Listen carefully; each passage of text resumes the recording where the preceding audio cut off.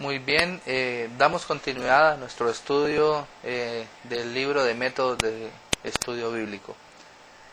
En la lección pasada estudiábamos acerca de la importancia de la motivación o el propósito por el cual estudiamos la palabra de Dios. En la presente lección vamos a estar estudiando algunas reglas generales para el estudio de la Biblia. Así como hay reglas generales, también existen reglas particulares, pero en este tiempo vamos a tomar algunas de las generales. El estudio de las Escrituras no es una empresa sencilla, no es fácil.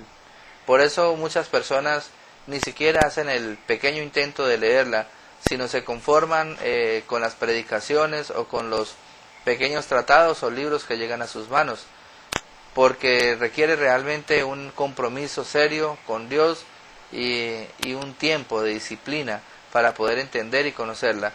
Pero a pesar de que no es tan sencillo, no quiere decir que sea imposible.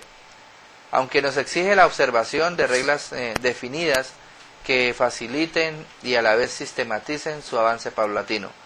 No podemos lograr metas rápidas. No es fácil encontrar objetivos prontos cuando estudiamos la palabra. Cada una de esas metas es el producto o el resultado de un proceso continuo de estudio y de observación, de análisis y de entrega. Estudiar las Escrituras significa entonces observar ciertas reglas indispensables que vayan facilitando la adquisición de conocimientos.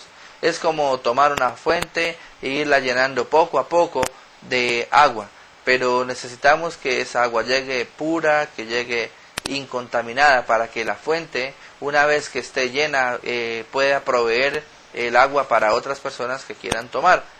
Es así como si la palabra de Dios no llega completa, el mensaje no llega completo a nuestro corazón y junto con que no llega completo le agregamos que viene con errores, es muy posible que al momento de dar de conocer la palabra de Dios a otras personas, entonces lo hagamos de la misma forma, parcial o contaminadamente.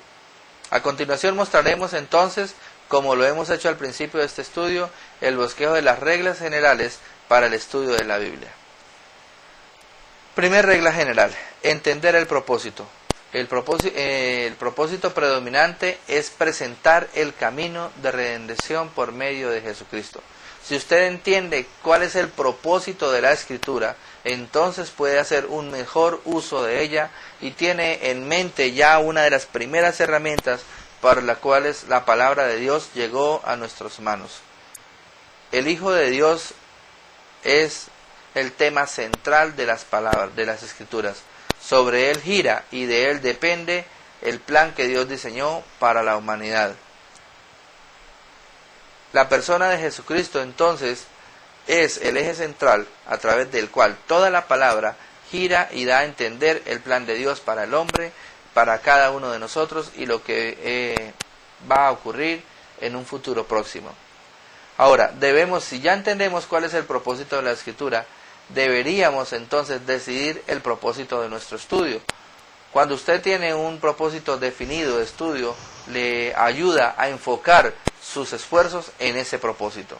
Algunas personas pretenden estudiar la Biblia abriendo sus páginas al azar. Algunos simplemente la toman, la tienen en sus manos y dicen, bueno, voy a ver Dios qué quiere que yo estudie. Y abren la Biblia algún día y dicen, entonces la historia de el rey de Ocosías, rey de Judá, bueno, muy bien, un tema. Otro día van y abren y dicen, bueno, yo creo que Dios quiere que estudie geografía, porque encontraron un mapa. O cosas como esas.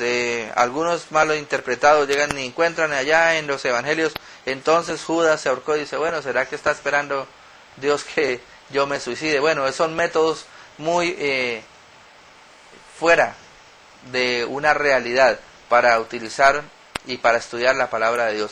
Deberíamos tener un propósito de estudio definido, sistemático, organizado.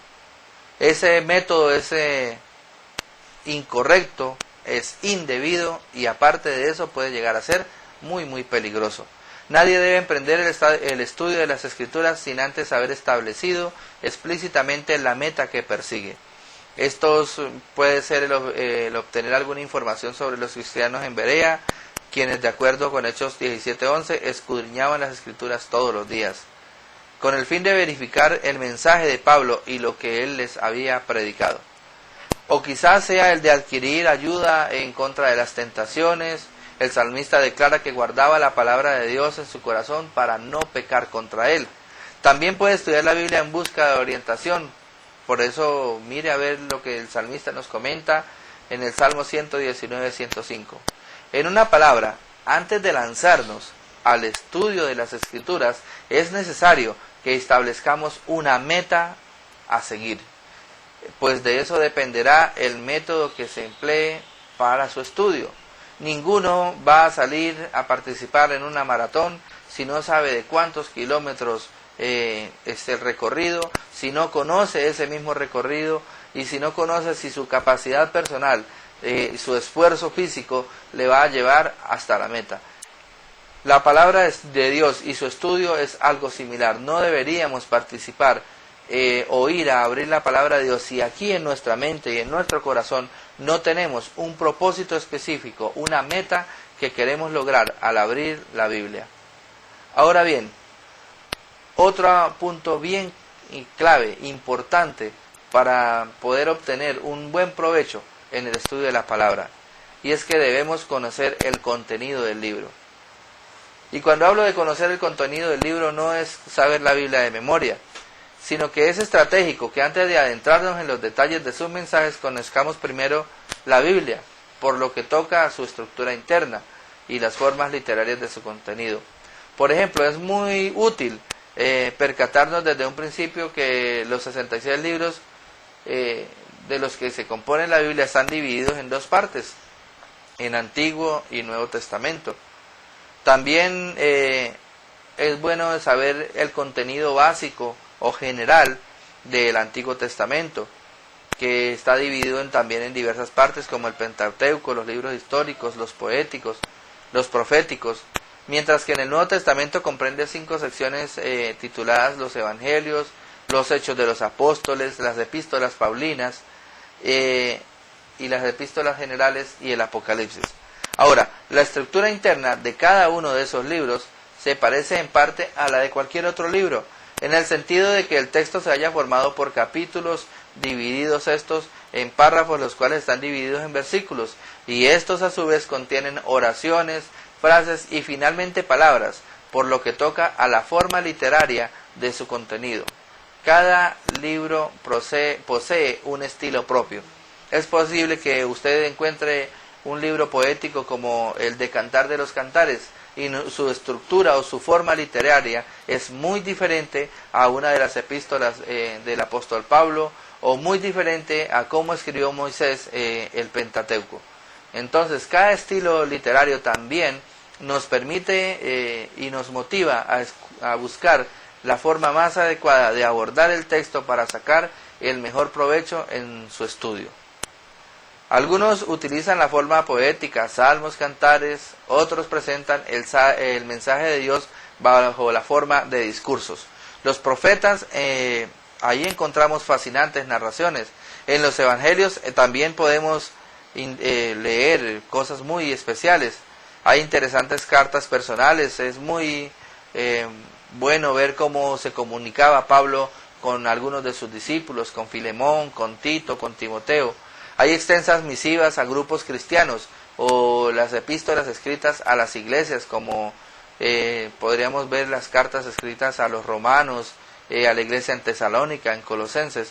Y así hay diversa variedad de estilos literarios que, teniendo en cuenta cada uno de ellos, nos pueden ayudar a comprender y conocer mejor la Escritura.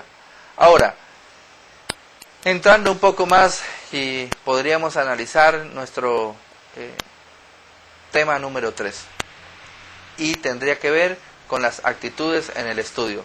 Pero para esto voy a invitarle a que continúe leyendo el libro, desarrollando el taller, y en una próxima oportunidad nos veremos para continuar con nuestro estudio. Gracias.